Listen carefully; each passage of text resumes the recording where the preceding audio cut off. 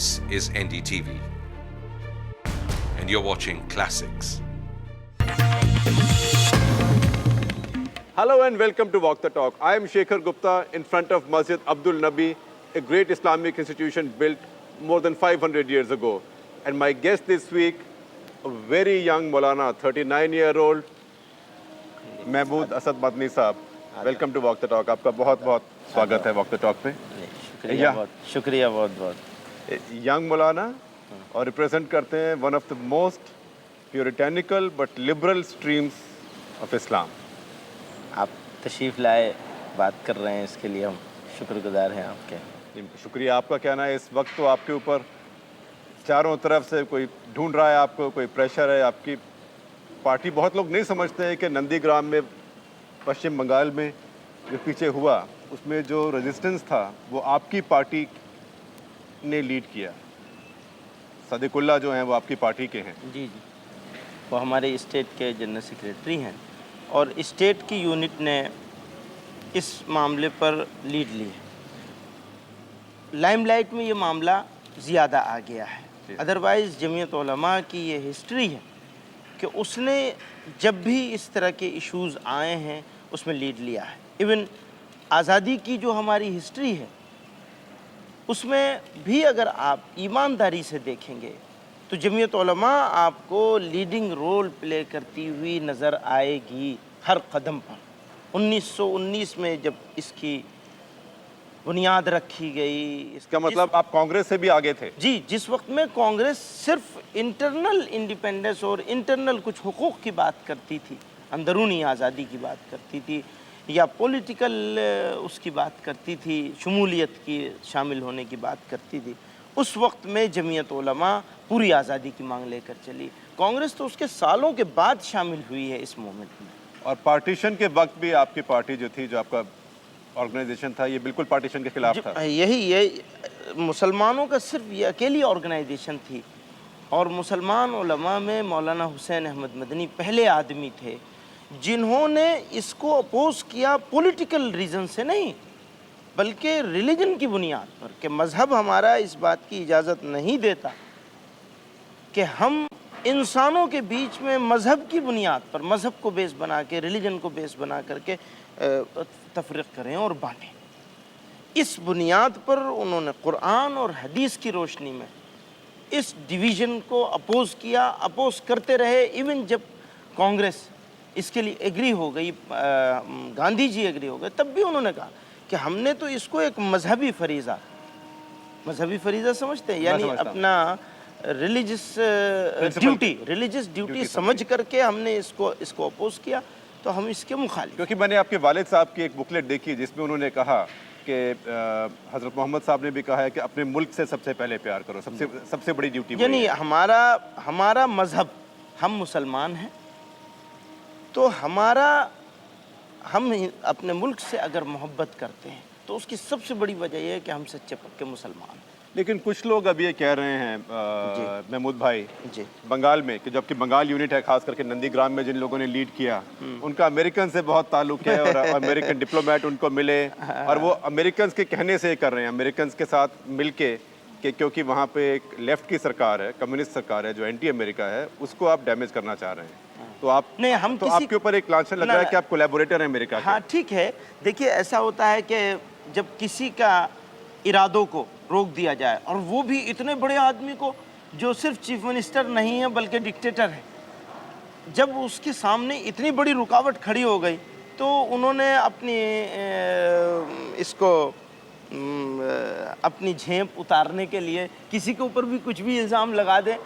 वरना अमेरिका अभी जब बुश हिंदुस्तान आए थे तो बुश की मुखालिफत में जैसा डेमोन्स्ट्रेशन हमने किया था वैसा तो किसी ने नहीं किया इस मुल्क में, और बर्धन साहब उसमें शरीक भी रहे थे. जो दिल्ली में डेमोन्स्ट्रेशन दिल्ली में हमने किया. आपके डेमोन्स्ट्रेशन में बर्धन साहब थे? जी हाँ, बर्धन साहब उसमें शरीक, जमीयत उलेमा हिंद के की तरफ से बुश जिस दिन इंडिया आ रहे थे उसी दिन हमने यहाँ डेमोन्स्ट्रेशन किया था रामलीला ग्राउंड में. 10 लाख लोग थे.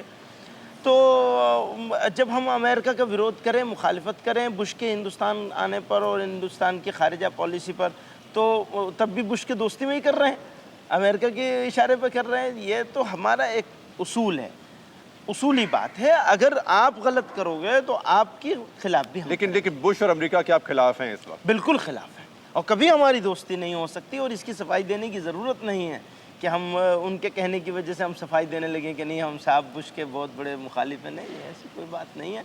हम तो पहले से जो बुश की पॉलिसी है और हिंदुस्तान भी जिस पॉलिसी पर चल रहा है फॉरेन अफेयर्स के मामले में, ये बिल्कुल गलत है। हिंदुस्तान की जो रिवायात हैं उसके ख़िलाफ़ है ये। हिंदुस्तान की जो एक आइडेंटिटी पहचान है इंटरनेशनल कम्युनिटी में, वो ये नहीं है, बल्कि वो ये है कि वो कमज़ोरों के साथ रहते हैं। आज वो सरमायादाराना निज़ाम पे चल रहे हैं सारा काम।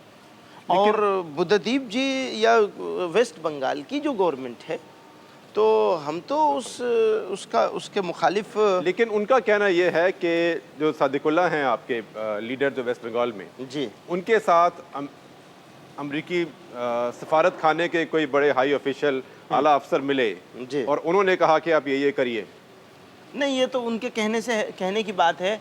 सब तरह के लोग हमारे पास मिलने के लिए आते हैं जी हमारे पास, और वो ओपन मीटिंग हुई है, ऑफिस में गए हैं वो। इस ऑफिस में भी अमेरिकन भी आते हैं, ब्रिटिश भी आते हैं, ऑस्ट्रेलियन भी आते हैं। तो अब लेकिन आपने ये देखा पढ़ा जो वो बोल रहे हैं कि अमेरिकन डिप्लोमेट्स ने ये मिलके, क्योंकि एक कॉन्स्पिरेसी थ्योरी है और वो इस्लामिक अमेरिकन अलायंस है, जमीयत अमेरिकन अलायंस।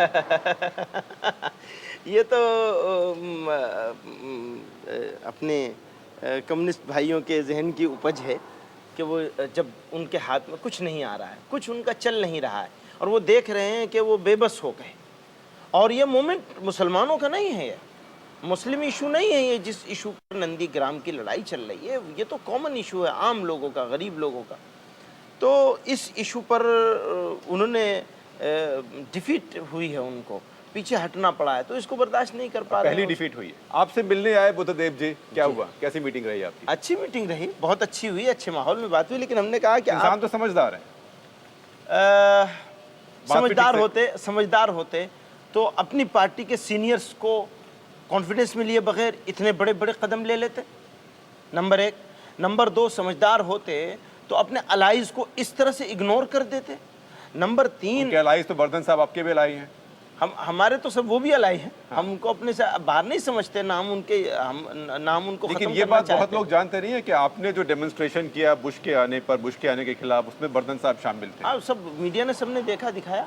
जी हाँ, इवन बहुत सारे लोग तो ये कहते थे साहब आपने उनके पिछले लास्ट वीक ही कोई इंटरव्यू कर रहे थे कोई साहब, तो वो कह रहे थे कि आपने जो है वो कर लिया है, आप तो कम्युनिस्टों के वो रहे हैं, आपने बुश के ख़िलाफ़ कम्युनिस्टों के साथ मिल करके, बर्धन साहब के साथ मिल करके, CPI के साथ मिलकर। हमने कहा मिल के नहीं किया था, लेकिन हमारे स्टेज पे वो आए थे और वो उन्होंने एड्रेस भी किया। आपने बताया बुद्धदेव जी जब आए, एक तो आपसे मिलने आए, ये बड़ी बात है, और वो इसीलिए मिलने आए क्योंकि आपकी पार्टी से उनको तकलीफ है वेस्ट बंगाल में। लेकिन आपसे जब मिलने आए, उन्होंने क्या आपको एक्सप्लेन किया कि वहाँ क्यों हो रहा है, क्या हो रहा है, क्या करना चाहिए? हाँ, क्या करेंगे? मेन इशू पर कम बात करते थे। वो कहते थे कि हमने माइनॉरिटीज़ के लिए इतना काम किया है, मुसलमानों के लिए हम ये कर रहे हैं, ये कर रहे हैं, बहुत सारे अपनी सब गिनाते थे बहुत देर तक। और वेस्ट बंगाल जो है वो अगर दूसरों के हाथ में चला जाएगा तो ऐसा ख़राब हो जाएगा, वैसा ख़राब हो जाएगा। हमने कहा सारे हिंदुस्तान में तो सब आते जाते रहते हैं, तो पार्टियां बदलती हैं, बदलती हैं, और अब क्या है, हम हर जगह, हमने गुजरात में फेस कर रहे हैं। गुजरात को, तो वेस्ट बंगाल में क्या है? ये बात तो फैक्ट है कि वेस्ट बंगाल में जितने ख़राब हाल में मुसलमान हैं, एजुकेशनली, इकोनॉमिकली एंड सोशली, हर लिहाज से जितनी बैकवर्डनेस वेस्ट बंगाल के मुसलमानों की है, इतनी बैकवर्डनेस तो हिंदुस्तान के किसी एरिया में भी, किसी स्टेट में भी नहीं नज़र आती है। सीरियसली संजीदगी से ये बात कह रहे हैं? मैं संजीदगी से कह रहा हूँ ये बात। मैं उनसे इसके बावजूद भी हम कभी ये नहीं चाहते हैं कि उनकी सरकार वहाँ से चली जाए। ऐसा क्यों? ऐसा इस वजह से कि हम ये महसूस करते हैं कि जहाँ तक कम्युनल हार्मनी की बात आती है, तो हम उनको उस मकाम पर नहीं देखते जिस मकाम पर दूसरे लोगों को देखते हैं, जैसे बीजेपी को। लेकिन बीजेपी, ममता साथ में बीजेपी के हैं। जी हाँ, इसलिए हम उनके साथ कोई बात नहीं कर सकते, कोई चीज़ शेयर नहीं कर सकते जहाँ तक। और हम पॉलिटिकल ऑर्गेनाइजेशन नहीं है। जी, जमीयत उलमा हालांकि आप तो मेंबर ऑफ पार्लियामेंट हैं, वो अलग बात है, लेकिन जमीयत उलमा हिंद तो पॉलिटिकल ऑर्गेनाइजेशन नहीं है। तो हम ये जो हालात डेवलप हुए हैं आज की तारीख़ में, इससे हट कर के अगर बात करें और हमारे अपने जो मदरसे के इश्यूज़ हैं, रिलीजियस इश्यूज़, उन पे जो हमारे और उनके डिफरेंसेस हैं, इनके अलावा जब हम जनरल देखते हैं तो हमें कोई बहुत ऐसी बात नहीं नज़र आती। लेकिन बुद्धदीप जी का जो एटीट्यूड है और जिस तरह से वो रूल करना चाहते हैं, इससे पहले ज्योति बसु जी रहे तो कोई बड़ा कन्फ्लिक्ट नहीं हुआ, माइनर इश्यूज होते थे। तो आपने बुद्धदेव जी को बोला कि बोला। आपके यहाँ मुसलमानों की हालत इतनी खराब है आपके हाँ, स्टेट में? जी जी जी। क्या बोले वो कहते थे नहीं, वो सच्चर ने वो फला चीज़ छोड़ दिया, फला चीज़ छोड़ दिया, हम इसको दोबारा करवा रहे हैं। अच्छा, आप सच्चर कमेटी पे जाते हैं कि आपकी जो अपनी रिपोर्ट्स ग्राउंड से हैं उस पे जाते हैं? हम तो हवाला उनका देते हैं, लेकिन हमारे पास जो ओरिजिनल हमारी रिपोर्ट ग्राउंड की जो रिपोर्ट्स हैं वो यही हैं जो सच्चर ने दी, उससे भी ज़्यादा ख़राब हाल, उससे ज़्यादा। और ऐसा क्यों है? क्योंकि सीपीएम वैसे तो सेकुलर है, ये तो सीपीएम का कोई क्रिटिक हो तो वो भी कहेगा कि सीपीएम सेकुलर है, लेफ्ट सेकुलर है, तो वहाँ मुसलमानों की इतनी खराब हालत क्यों? देखिए, बहुत बहुत मुश्किल सवाल किया आपने, इसका जवाब देना बड़ा मुश्किल है, क्योंकि हम मिडिल पाथ पे चलने वाले लोग हैं।